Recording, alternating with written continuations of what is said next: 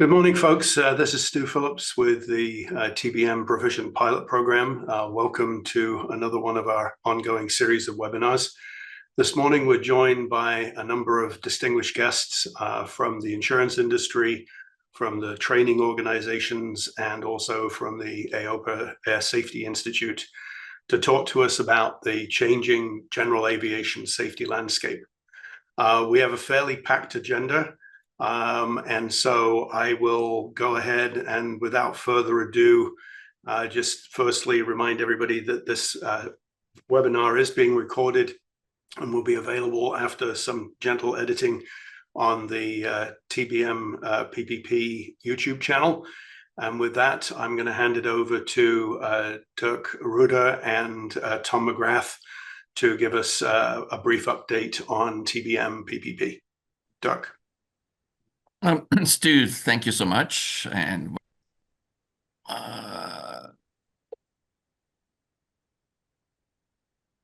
so here it is. And so I'm just going to give a brief overview on our terrific meetings and experience at the NBAA meeting.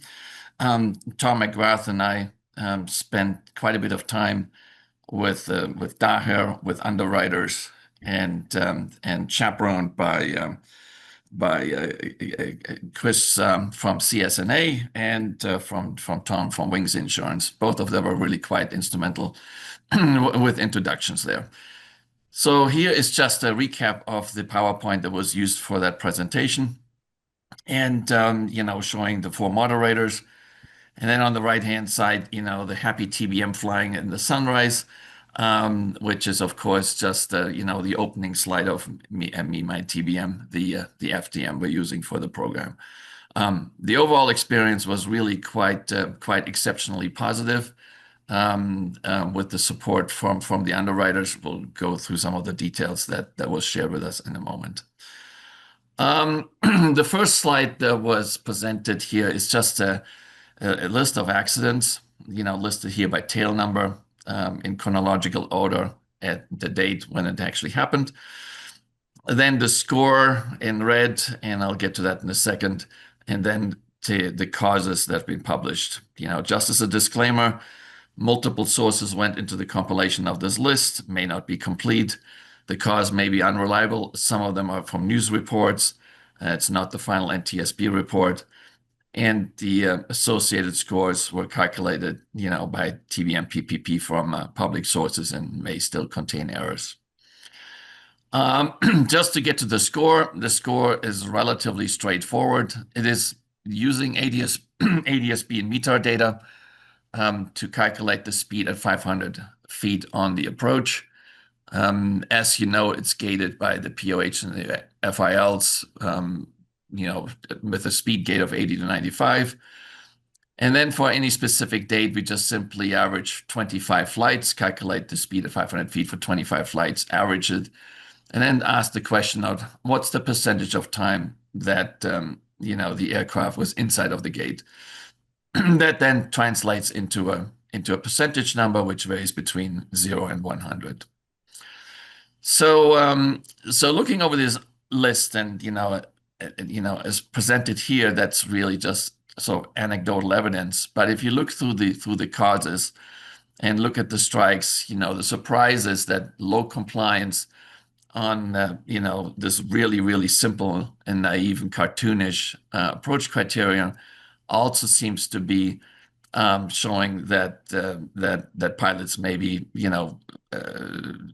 engaged in other high-risk operations. So precision on one thing seems to imply precision on other operations as well. You see here CFIT, you see bird strikes, which is probably uncorrelated, just to pick a counter example.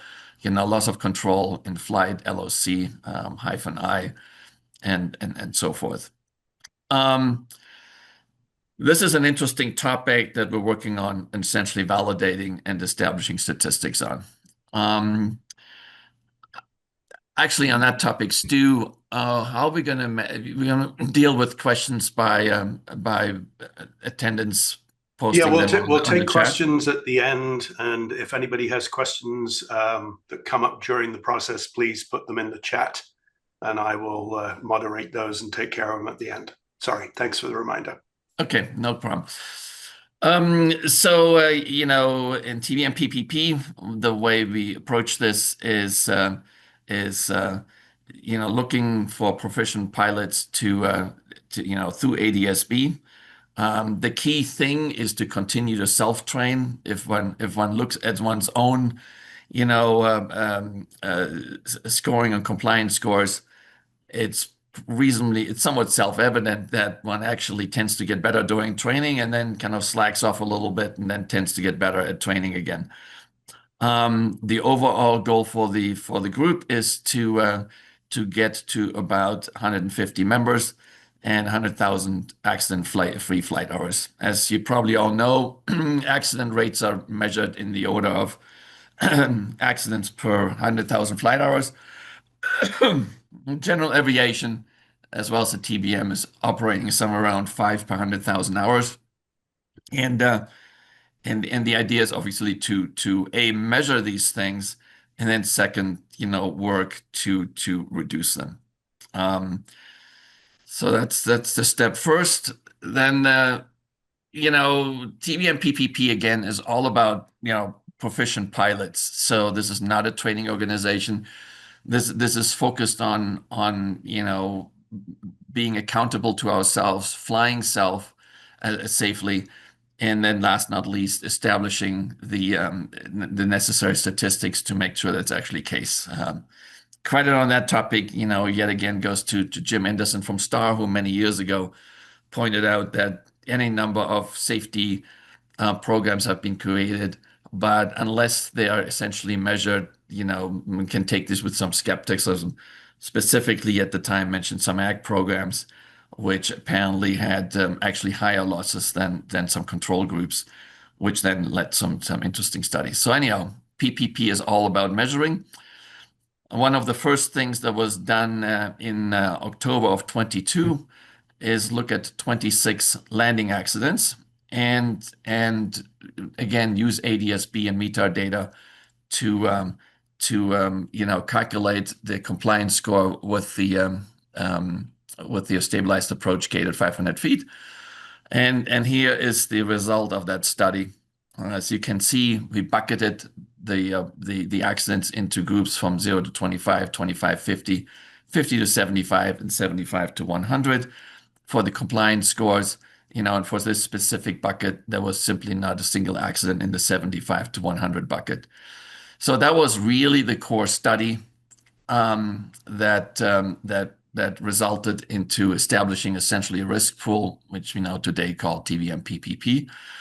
And you know, from the data, we identify that somewhere around 15 to 20% of TBM pilots are in the 75 to 100% bucket.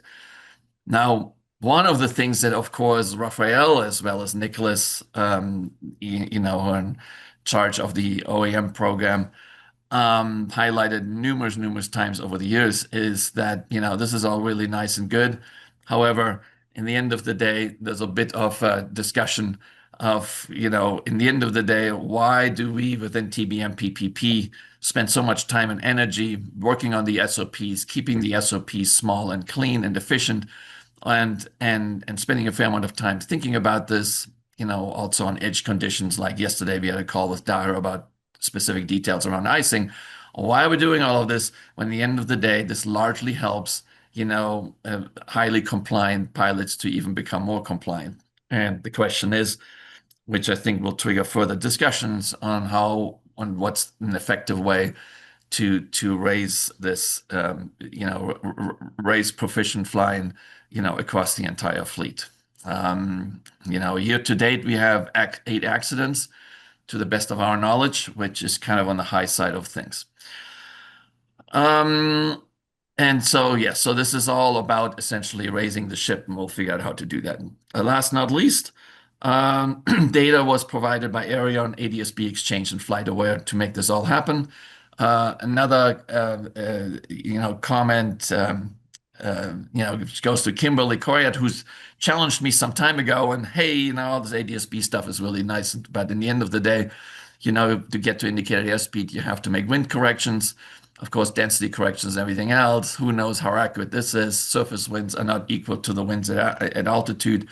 So, since we have access to onboard data, a meaningful amount of onboard data, we ran regression analysis on this, and the standard deviation, i.e., the error between the onboard indicated airspeed at 500 and the ADS-B data is, as of this moment, 4 knots. So while you can argue this is not 100% precise, we're talking about averaging 25 flights with a standard deviation on the individual data point of 4 knots. So then the last slide here is, it's titled TBM-PPP value, but that's really what the insurance and the underwriters responded to quite favorably. Let me just explain the chart. So it shows data from 2021 to today, and it calculates for all the aircraft that we have access to, the compliance score at each point in time, and then just simply at each point in time ask what percentage of aircraft are better than 50%. Again, we're kind of cartoonish. We're going back to this slide here, and if you can see, we basically split the population into those who have compliance higher than 50% and those who have lower than 50%. And in this sort of cartoonish way, the vast majority of accidents are on the side of compliance less than 50% and a much smaller number on this side. So in the purpose of this math, we split the community into those above and below 50%.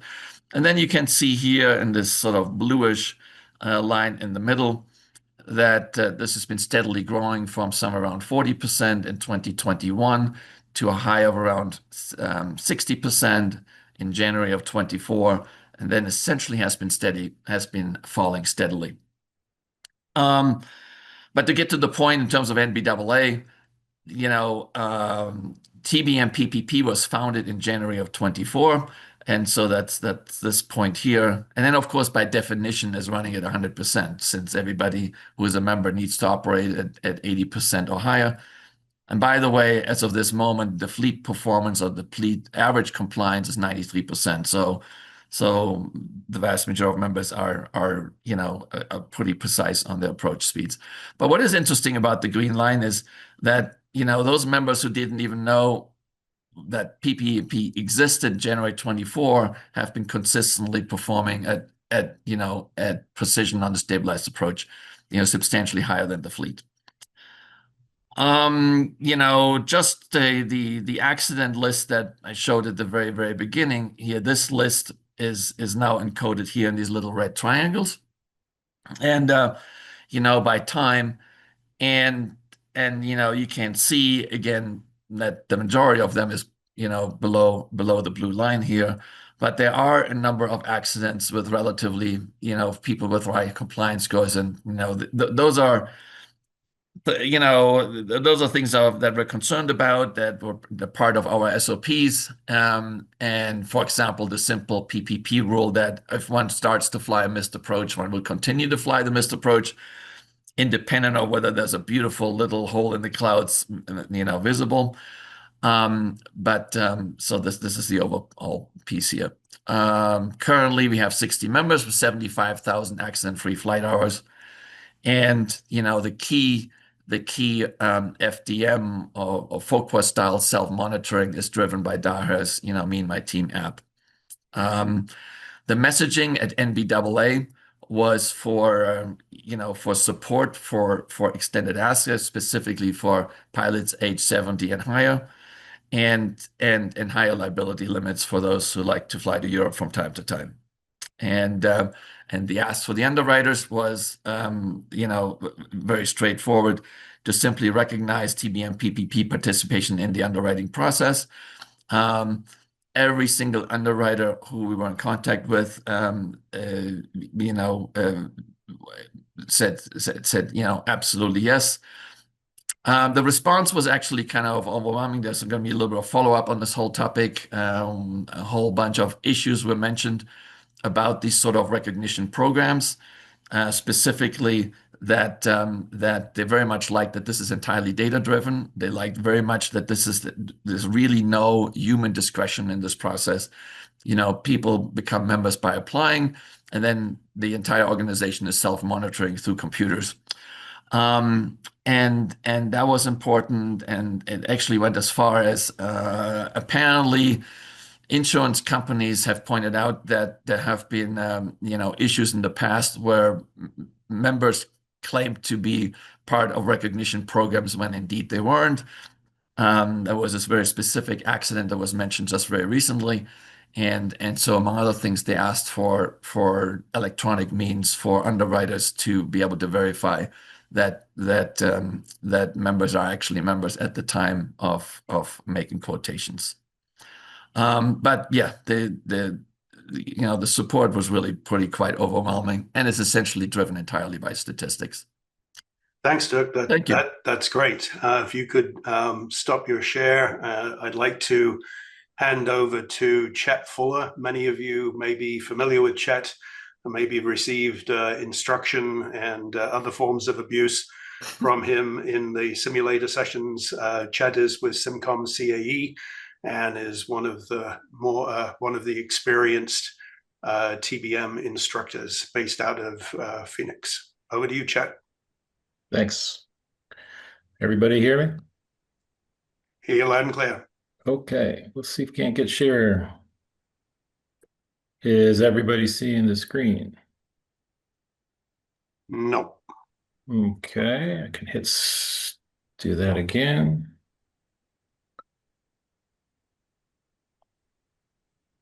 Well, let's see if I can't get that to go. Share. I'll take that one. Share. How about that? All right, you're good to go. Good. One thing about COVID, we all learned how to use Zoom. I guess that's an upside. All right. Okay. So, wide variety of folks on the call with regard to experience and training. I'll just kind of walk you through some of our point of view. And if you hear my daughter's dogs in the background, they were supposed to be here a week. This is the third month.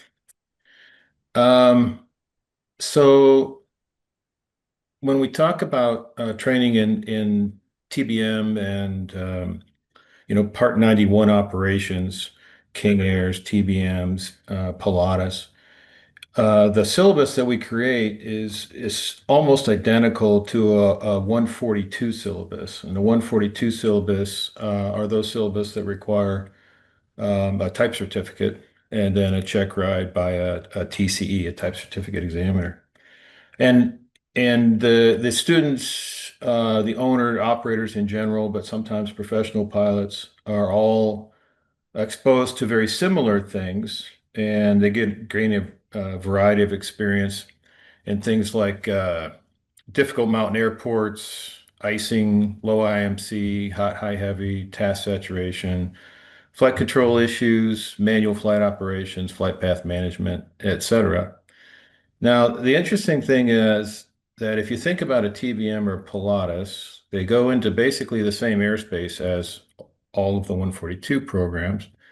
They're equally complicated, and many of them share the same cockpits as other jets. And they don't require a type certificate. Now, we're not advocating that they do. We're just saying that there is a distinct difference between Part 91 turboprop pilots in what they're required to train by. So I do like this upper picture here, Scottsdale almost every Friday.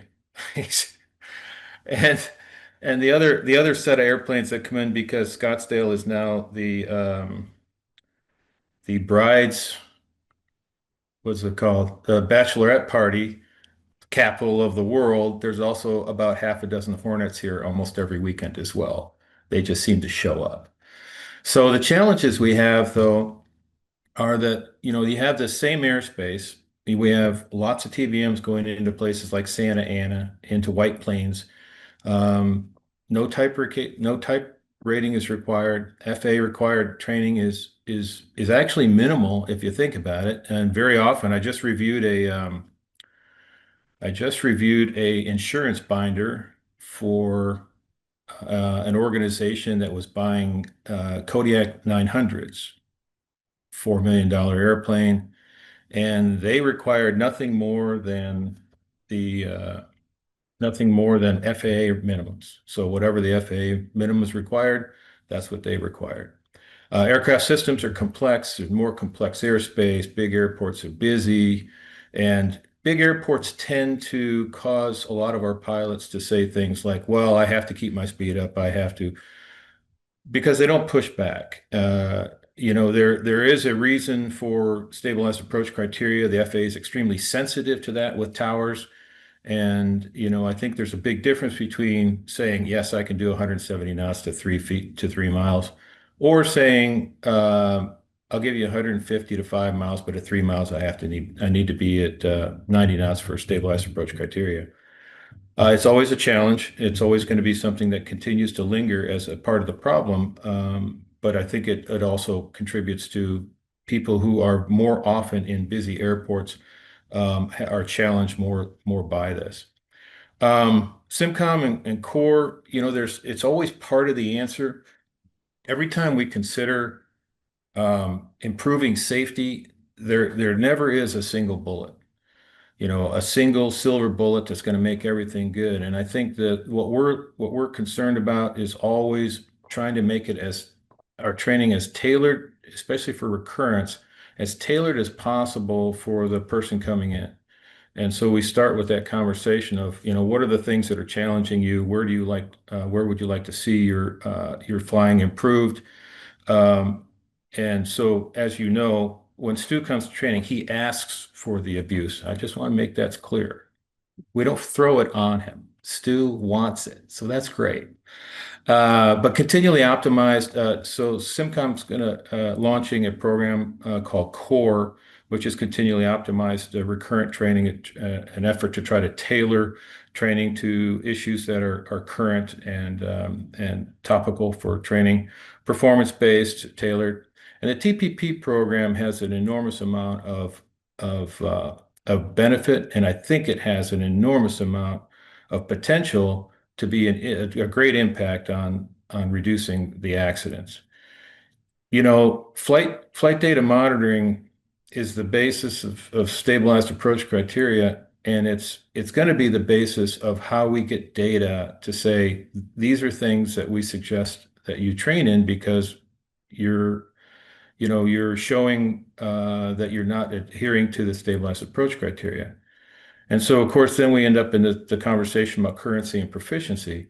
And as we know, two dramatically different things. A lot of people are current, much fewer are actually proficient. And that's what we're trying to get to. We're trying to get to the proficiency side of it. And I think PPP has got an enormous benefit. So, if we correlate, try to get a correlation on these accidents, pilot flight time has horrible correlation to safety. We've seen accidents with folks that have lots and lots of flight time, and then folks with very little flight time just knocking it out of the park on their landing performance. The thing that is highly correlated, though, or is as we start piecing this apart, is the speed at 50 feet and 500 feet and 50 feet. They are highly correlated. And not adhering to, so the way this prop strike occurs, especially in the TBM and even so on the Pilatus, is they're not adhering to the stabilized approach criteria. One of the insurance groups that was speaking at a safety conference recently said that number one cause of claims is prop strikes, number two is hangar rash, and number three is runway excursion. So that they're basically flying the approach too fast, which results in they're too fast at 50 feet, which results in a flat pitch. And these prop strikes aren't happening because they're landing or they're doing the entire approach in a nose down attitude. they're landing fast and flat, and they get a bounce, and the nose immediately comes over, and it comes over very fast. And then the prop touches first, because as soon as you lift the main mounts up, even slightly, the prop has the ability to no longer be guarded by the nose gear.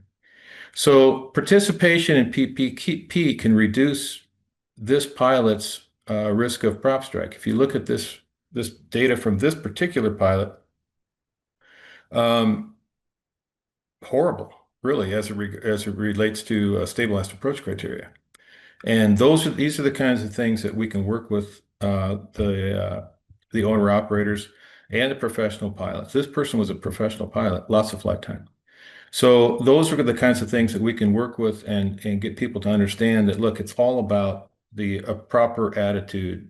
And that's why if you look at for instance, Southwest Airlines, our center manager is a retired Southwest captain, retired C5 colonel in the Air Force, great guy. But he'll tell you, and as will all other Southwest captains, you're on the correct lateral path at the beginning of the approach. The final landing configuration before the final approach fix, VRF at 1,000 feet, -5 +15. If you don't meet those criteria, you are required to do a mandatory go around, even if you think you got it. And there's a reason for this. If you think about Southwest Airlines, up until the forward fan cowl came over the wing and broke that window and sucked that poor woman out of it used her body to plug the hole in the window. Their only accident in 40 years was going off the end of the runway at Midway and killing a child in a car as the aircraft went through the barrier and hit Cicero. So they all fly proper attitude. Now, another example to sort of highlight not the problem, but the issue is take Southwest or SkyWest Airlines. They're the ones, even if it's an American, United, they're all being flown by SkyWest. But they have a specific cadre of pilots who are qualified to do difficult mountain airports. And for the captain to be qualified as a difficult mountain airport captain, there's 10 airports that are defined as that within SkyWest. He has to do 4 extra days in the sim. Then he goes and sits in the airplane for 10 approaches, observing those approaches. Those approaches are all with passengers. So he's sitting in the jump seat for 10 flights.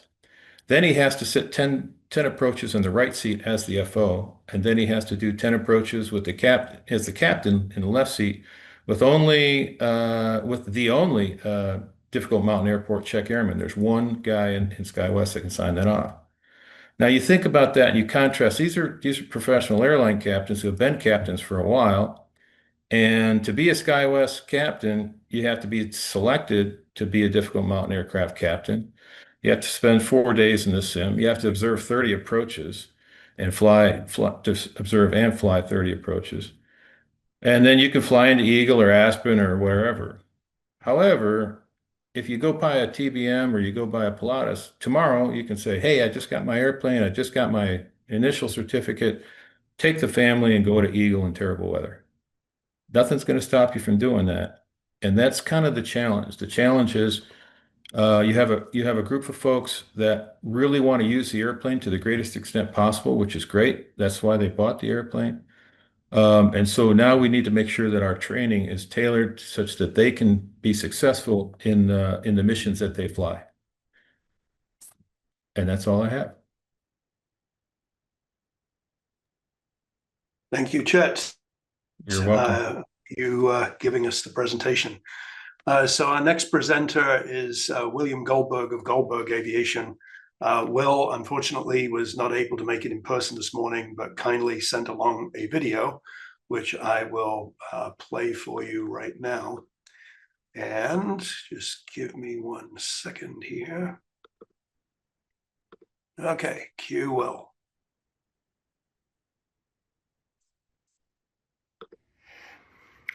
Hello, aviators. William with Goldberg Aviation. Sorry I couldn't be with you live today. We have our weekly instructor meeting going on at the same time. So I thought I'd make a little entry here send it to Dirk, and he can play it at his discretion during the event. A lot going on.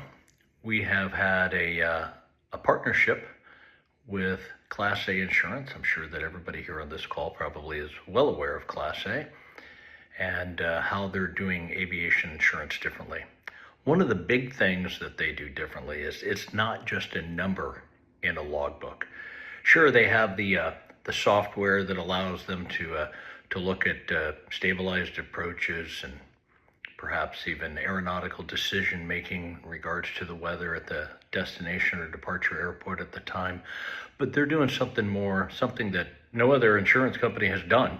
And we work with all the underwriters on a weekly basis here at Goldberg Aviation.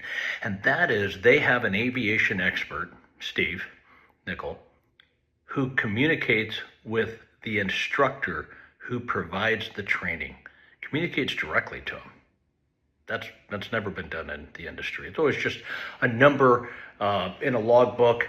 And as a seasoned aviator, I can tell you the numbers don't really mean anything. It's the behavior, right? So really happy to hear that, really happy to see and be part of that industry change. So, you reach a number on your birthday and you don't have to worry about losing your insurance. However, if you're not flying safely, that's another situation altogether. So, one of the things that I wrote about recently in the TBM magazine, I called it nuance over novelty. I've spent my entire adult life helping aviators, focusing on being an aviator. I'm not really an airplane guy. I'm really just enthralled with the wetware, not so much the hardware. I think a lot of you guys know that. Airplanes don't bend themselves. We, the pilots, bend them. And why do we bend them? I think when we go back and look, we are making the exact same mistakes time after time after time. The data proves it. It shows it very clearly. I found a little frustrating event that I wrote about, and I have a client who I've flown with for many years. He's highly intelligent. He's a very good pilot. I did his initial, and then I don't remember if it was 5 recurrents later or this was the 6th year, but somebody I know well, somebody I communicate well with. I was giving him something in my regular shtick about aeronautical decision making. He paused, he goes, "William, that's really important. I mean, that's like life-saving information." Yeah, I agree. Why didn't you ever tell me this before? I had. Not only had I, but I've told you a half a dozen times before in all the same seriousness. So, I jokingly wrote in the article, sometimes talking with pilots, me being one of these, I have to hold the mirror up when I say this. It's like talking to goldfish. Why aren't we remembering the important stuff? And how do we move forward with keeping these critical skill sets sharp, as well as how do we maintain a very sound aeronautical decision-making mindset with everything that we do? I've been doing some research on that, and I think that poor ADM stems from a lack of humility. A person who isn't humble, the old pilot joke, there's old pilots and bold pilots. Well, as a young man, I used to think that I was a very good pilot. I was just very lucky. I was a very bold pilot, and I was protected, and nothing happened during those foolish years. But as I age and I communicate daily, hourly with aviators, I see there's a trend. Those who are quite sure of the outcome usually have a different outcome. So some food for thought as we move forward. We'll do some more investigating on that philosophy. And really it's the topic that we should be considered. We should consider all the time, and that's our decision making. Thanks. I look forward to seeing you in person, and I'll see people at the convention in Savannah, I'm sure, next week. Thank you. Okay, if I can now get this back to, I'm actually going to introduce Brian Rivers. Brian is a Senior Vice President with STAR in their aviation division. I'm sure many of you are familiar with STAR because of their underwriting of many of our policies. So I have a slide for Brian, which I am going to put up. And of course, I got to figure out how to share this real quick. Just bear with me 1 second. Okay.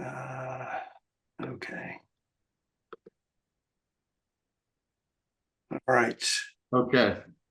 Good afternoon, everybody. Thanks for having STAR at the table to be part of the conversation. I have about 10 minutes to talk. I'm going to keep this very high level to get through all of this in time. You're going to hear some overlapping themes from my talking points, things we've heard, and probably things that you're going to hear. A few years ago, probably 3 to 4 years ago, we partnered with CAE and Embraer on the Phenoms. They were having some insurance issues, and so they wanted to get creative to figure out how they could expand the underwriting box, and they wanted to share FDM information between the platform and CAE, with us recognizing that, which is something that Dirk has talked about, to allow pilots to transition into the platform or for us to entertain higher hull values. We found out that it can be a really, really powerful tool. And when I say a really powerful tool, that's the sharing of the FDM information to improve training, not necessarily with the insurance company looking over people's shoulders of how they are operating. So that's one of the things we've learned. We learned that it's important to have the owner opt-in. It's not something that we want to force on people. We're not looking to be a big brother. We're not looking to look over people's shoulders. And it's also important to keep it simple and productive. Everybody has time constraints. There's monetary considerations. It needs to be measurable, it needs to be beneficial. And it can, like I said, it can help us expand the underwriting box to entertain hull values we wouldn't have otherwise entertained, liability limits we wouldn't have otherwise entertained.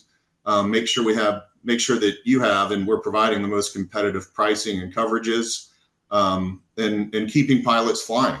And, we've done that. We found the value in that. And some of the conversations that we're having currently is with CBM or with Simcom. We've talked with Chet, and we want to keep those discussions going to see how we can continue to go down that path. The next topic, how to leverage TBM-PPP and other attributes to expand the underwriting box. It's really sort of simple. Education, advocation, and recognition. Education, what's available out there, choose wisely, and make sure that the insurance company knows what's out there. And I want to give props to TBM-PPP. They have done that to a very high level. They've been very proactive, as Dirk has talked about. And they're advocating and they're educating the insurance community on what TBM-PPP is and what's out there. And we certainly recognize it. The third thing was recognition, and not only making sure the underwriter recognizes it and that the program that you're involved in is advocating on your behalf, but you want to make sure that the broker is advocating on your behalf and making sure that the insurance underwriter recognizes what you're doing. Because sometimes there are lots of applications that we see, really basic information. You may be doing something, it may not be presented. It may be presented and not necessarily formally documented. So I think that's an important part of it. The advocation, not only on behalf of the provider you're working with or the organization you're working with, but also making sure that the information you provide to your broker makes it to the underwriter, and then making sure that it's recognized to that degree as well. And I want to give a shout out to Dar and Nicholas and Michelle. They've done a fantastic job as a manufacturer to make sure the insurance community is up to date on all the newest offerings that the TBM platforms have and the safety components that are involved there. So that's something that is special to DAR, and I can say that I am not familiar with another manufacturer that does it to that extent. So that's something that's unique to DAR, at least in my experience. Safety management systems and SMS development. That can be a whole hour day topic on its own. The thing that I wanted to talk about there is that STAR has a full staff of safety and loss control professionals. And what we can do, if there's interest, is we can do a webinar on that topic. We want to hear from you guys. We want to hear from what you're interested in. We want to help be part of the solution. And we want to provide resources to help inform and educate pilots, owners, the aviation community as a whole, to the extent that we can. So that's something that we can offer. Managing insurance cycles and fluctuations. Not all brokers are created equal. When you choose a broker, choose wisely and be involved in the process. Like I said earlier, we see lots of applications. It's very basic information. It's completely okay, and actually we encourage providing supplemental information and make sure that it makes it to the underwriter. Have a brag sheet, brag a little on yourself. Make sure that whatever you're doing extra is making it to the underwriter to be part of the underwriting, or to be part of the underwriting process and to be considered. And there's lots of brokers out there. Make sure you don't just have a broker. Make sure you don't just have a salesperson. Make sure you have an advocate. That's really important. Meet your underwriter if you can. We're at industry events. We know several of you guys, and we met with Dirk and TBM-PPP at NBAA. So make sure that you do that if you can. And even if if you know where your underwriter is and you're going to be in the area, I know that many times we'll drive out to wherever our insured is and have lunch or meet them, shake their hand, look them in their eye. Like we've heard otherwise, it's not all about the hardware, it's about the software. And I think establishing that connection can be very, very important. You want to manage the cycle and the fluctuations, you want to select a long-term partner. When you talk to your broker, price is a big, big consideration. It's not the only consideration. You want to think about the time in business, the reputation in the business, flexibility, creativity, coverage package, customer service, claim service, responsiveness, the spread of risk. If somebody is focusing only on one segment, that can go horribly wrong. Everybody wants to diversify, and diversification is key in all financial areas. Claims expertise, adaptability, stability. What happened the last time the market contracted? I can think of 4 to 5 years ago where a lot of people got non-renewal notices from a competitor of ours, and we stepped up and provided solutions for a lot of those people.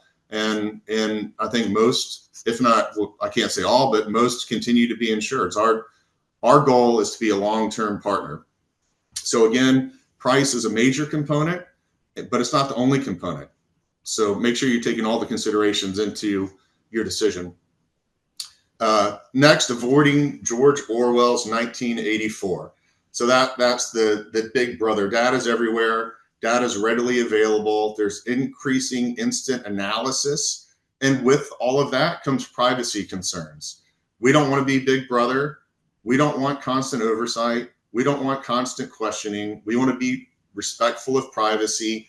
And our goal is to partner with providers that the owners can work with, to where we're not constantly second guessing operational characteristics or events.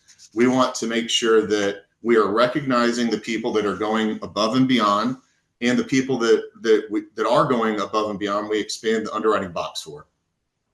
But quite candidly, our goal is to provide insurance solutions for the entire aviation community.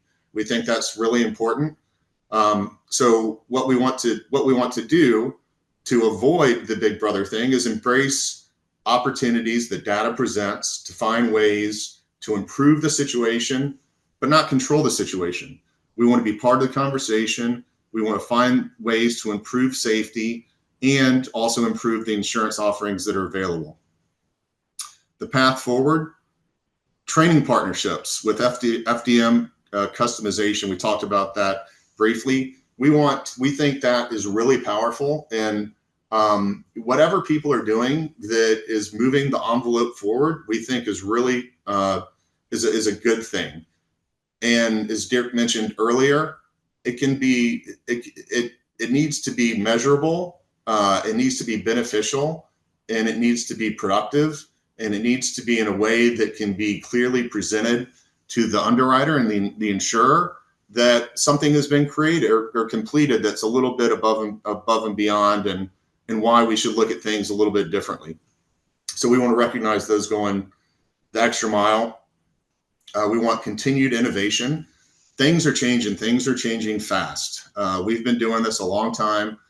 We want to continue doing this a long time. We want to be a stable partner, and we want to improve safety. We want to improve insurability.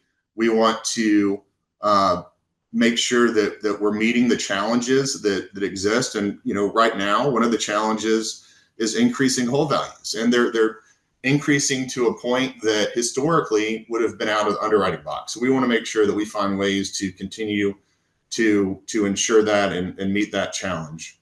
We want to be creative, find the broadest aviation insurance solutions possible for a changing market, stay on the cutting edge of creativity and innovation, whatever that may look like. It's going to change fast.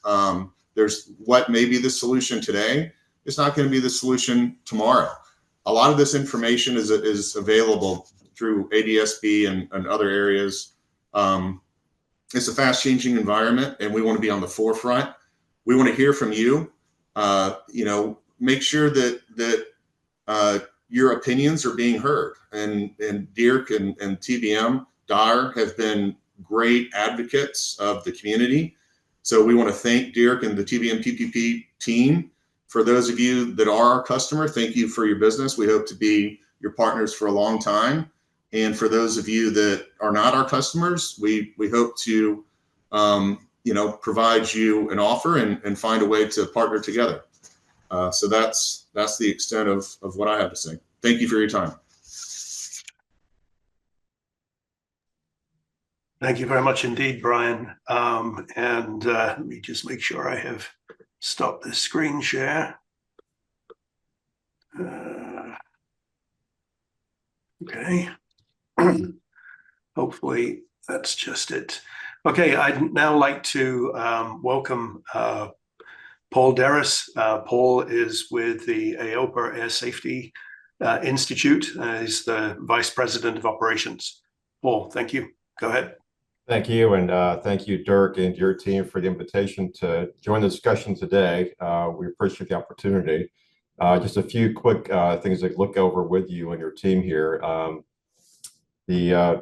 Those of you familiar with AOPA and the Air Safety Institute know that we've been around for a long time, since 1950. And I'll talk about that number and its significance here in a moment with regard to safety. Our mission is pretty straightforward. Everything we do here is about education for pilots to improve safety, and it's mostly a data-driven approach to doing that. We tend to look at the NTSB data to see where a problem is occurring and to address it through education. Stu touched on a point earlier during his video that I'll come back to in a moment as far as the problem areas with safety. Our vision, of course, is very ambitious. In reality, we'll probably never reach it. That's why it's called a vision, but we certainly will pursue it relentlessly and try to reduce those accidents to zero. The good news is that we are seeing incredible improvements over the years toward that goal. If you look at this chart here, I'll walk you through this quickly. The gray bars in the back of this chart represent flight activity over the years. And you can see where it's been pretty steady, a little spikes here and there, and pretty good in the most recent years we have here. And this represents the most complete set of data, by the way, we have from NTSB. The black line there with the black squares, that's the all accident rate. That's accidents per 100,000 hours. And right now we're fewer than 5 accidents per 100,000 hours, the most recent complete year we have. That's a great number. Now, to put that in perspective, if you go back in 1950, when ASI and AOPA first started with this effort, the accident rate at that time was 47 accidents per 100,000 hours. So if you can think about that improvement, that's not just AOPA, by the way, that's everyone, all of you, the entire industry, OEMs, pilot proficiency groups like the Triple P with TBM. It's everybody contributing to that number getting real low. So team effort. The red area at the bottom, the area chart there, that's the fatal accident rate. So we're fewer than one accident per 100,000 hours more recently. So that's a good news story. We'll keep up the good work, and the bad news is coming soon here, but let's first dive deeper into good news. This is 2024 safety performance. This is the a chart that is developed here at AOPA. We take this data that the General Aviation Joint Safety Committee, GAJC, develops each year, and they work with the FAA to have these target not to exceed goals for each month, and that's a black line there in that line graph. You'll see where the green line, it was the prior year, and the red line is where the total was to date last year. As you can see that we were below target for 2024 performance, fiscal year 2024. That's great news. Looking even better for 2025 in this chart here. So the good news story here is that we're doing a really great job as an entire industry and community in improving GA safety. There were concerns about this number not being where it is when we came out of COVID years ago, that there would be a spike in accidents because we had rusty pilots and rusty aircraft, that people were going to get complacent, but we're seeing just the opposite. In fact, we're seeing that out of COVID, we're seeing the safest year on record, and we think that the next year we have complete set of data will be the next safest year on record. So that's the good news story. Now, here's the challenge. We're still seeing the same problem areas, and Stu touched on that during his video, is we're still making the same mistakes year after year, day after day. So loss control, this is a Pareto chart from the GAJC. Loss control is basically the umbrella category that fits, other ones fit into that. Second most is going to be your power plant failures, then you get into CFIT, VFR and IMC and categories as that. So the real challenge for us as an industry, and to both, I speak to myself and to share with you as well, is how do we take these same old problem areas that are occurring decade after decade and finally make those educational points and training practices finally stick with pilots, where the light bulb goes off and they go, okay, now I finally understand why, flying IMC from VFR is a bad idea. But we're still seeing the same egregious errors in the accident record day after day, and we just scratch our head wondering, are they the unreachable crowd? Did they not watch the video on not to do that? Did they not take any proficiency training? What's their profile look like? So that's always a challenge for us. So that's a snapshot as far as the trend data. Discussions here have already taken place. I won't dive deep into this, but the whole FOCA model, using flight data monitoring to improve safety. We're going from a kind of reactive mode of looking at where problem areas have occurred now to be more predictive in our analysis to say, okay, we know now with what TBM-PPP is doing in their analysis to drive safety improvements. That's really encouraging news. We'll definitely see more of that across industry. And of course, we're seeing more of that now with the underwriters as well, using that data to drive premiums and insurance rates tailored to safer flying. So the goal there really is to take all that, where AOPA's role in this too, is to work with these OPAs to help them take that data and provide it for them in a way that they can also do what similar to what TBM pilot proficiency program is doing with that data to be more predictive in their analysis to drive more safety improvements. So that's the goal here. So we definitely want to be in that space and partner with you guys in doing this and partnering with the underwriters as well. We had good discussions at MBAA 2 weeks ago. So we're encouraged about the potential pathway going forward for that area there. I believe Brian or somebody else touched on the privacy part of it.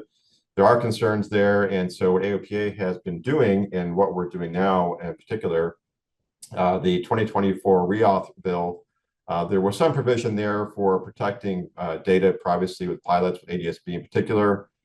We know that if you pay attention to the news, we know that right now they're concerned about that data being used for enforcement, using it to charge landing fees at airports, using it in ways it's not appropriate, and that was not the original intent. The FAA assured us that this data would be used only to promote safety. So we followed up with this Pilot and Aircraft Privacy Act that really calls out that, look, ADSB, let's really drive toward that initial goal of being sure that we have good assurances that this is only going to be used for safety and efficiency, not for enforcement or assessing fees on pilots. So we'll continue to be very active in that forefront and monitor that whole area there with hopefully some good outcomes that will benefit all of us here on this phone call today. So that is all I have to share. Thank you very much. Thank you, Paul. Very much appreciated. So that is our set of speakers today. Our appreciation to all of them for their time and their thoughts. My apologies to Will Goldberg for messing up the aspect ratio of his presentation. I can assure you that Will is a perfectly normal looking human being and a very fine one. So with that, we haven't had any questions in the chat. I open it up. If there are any questions, we can take those.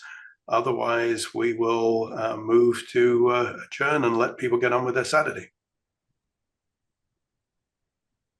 Stu, I don't have a question, but I would like to thank the guest speakers. Really, really good. Excellent information. Okay, Carsten, do you have a question? If so, please come on video and you can ask it in person. Hey, yeah, no, thanks for taking the question. Dirk, you gave an excellent presentation that was part initially of kind of this TBM-PPP group, and believe very much in the data that you're presenting. One thing that's been frustrating is that it doesn't seem to be reflected in insurance quotes.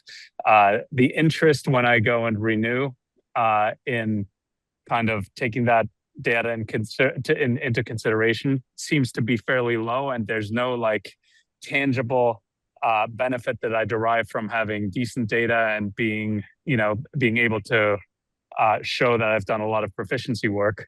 Like I just don't see the savings when I compare my rates to others. So a question to the group, in those commitments you got, Dirk, is there a tangible benefit that these companies have talked about? How do we know as a group that it's working and that the pilot community is benefiting from it?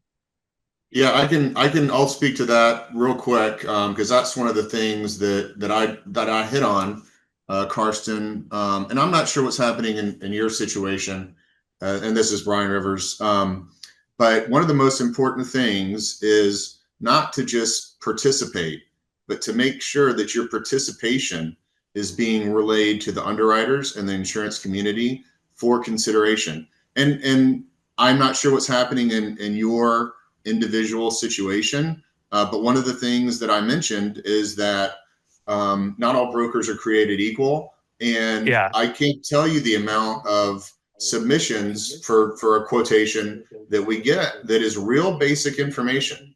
And I would say, so I'm actually I can answer that. I actually use Star. Star's amazing. I put together like a packet for the underwriter every year, and there's positive feedback, and I hope it's getting to the underwriter, and it's good from that perspective. But when I then look at the rate, it's fine. I have a good rate overall, but it's no different than a few other guys I know who don't do any of that. Right. Yeah. So again, and again, I don't know the exact situation, but one of the things you want to make sure that's happening is that the information that you're providing is making it to the underwriter. And one of the ways you can do that, and just to make sure, and is to advocate for yourself. One of the things that I talked about was advocation, being involved in the process, and it's completely reasonable. And I would say that I would encourage you to have a conversation with the broker, and not even just a conversation with the broker, but to say, hey, can I look at the submission that you sent out to the market? What information did you present? I want to make sure that I'm involved and that I see how I'm being represented. And And maybe you've done all of this, but that's something that I would encourage not only for you, but for everybody, because and I've been doing this a long time, and I would say the amount of, we really encourage everything that you're saying that you're doing, Karsten. And I know that when something like that hits my desk or anybody on my team's desk, we're going to give it extra consideration. So the first thing that I would say is to, question your broker and make sure the information that you're being provided is making it to the underwriter. And that may be happening, but that's just something that I would encourage. Yeah, I guess I'll leave because it's not about my rate. I want this to be applicable and helpful to everybody. What I would say is that I am pretty confident he's forwarding it to the underwriter. There's good dialogue. The packet is good. I just have no way of seeing a tangible benefit. And I think that would be helpful. I mean, I think most of us are going to do our proficiency regardless because safety is what we're really after. But I haven't seen any evidence that the underwriters are giving as much of a benefit as one might hope. Okay, well, yeah. So I know that this is a conversation that we're having with the TBM-PPP team. It's definitely something that we're recognizing, and it's something that we're continuing to recognize. And as the data continues to be developed, I think it's proving a very positive case. But again, I can't speak to the specifics, but it is something that we're recognizing. And it could be that, at some point you're going to be doing everything to a certain extent. And you're going to have a very competitive rate, a very competitive program. But I think if compared to people that aren't doing it, you should be seeing a benefit. But that's my opinion, and I don't know the specifics. So that's my comment on that.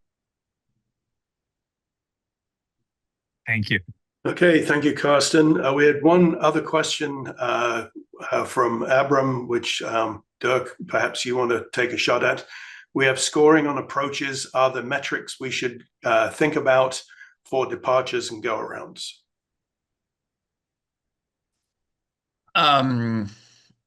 Yes, maybe. I mean, it's obviously what we're doing will expand. That's the expectation. However, within PPP, we have taken sort of a focused approach of simply saying, what is the most simple metric that actually has a tangible impact on accidents, and that's where the 500-foot criterion is one of the most prominent ones as of the second. And the second one is probably the 50-foot criterion. We're aware of 2 accidents that happened where people were, in compliance at 500 feet, but then in relatively light aircraft and approaching the 50-foot, with 90 knots, and then ended up with prop strikes. So the answer is yes. But for example, if one looks at the SOP, the PPP SOP, it's relatively short. It's very deliberately short. It's taken a lot of time to actually make it short.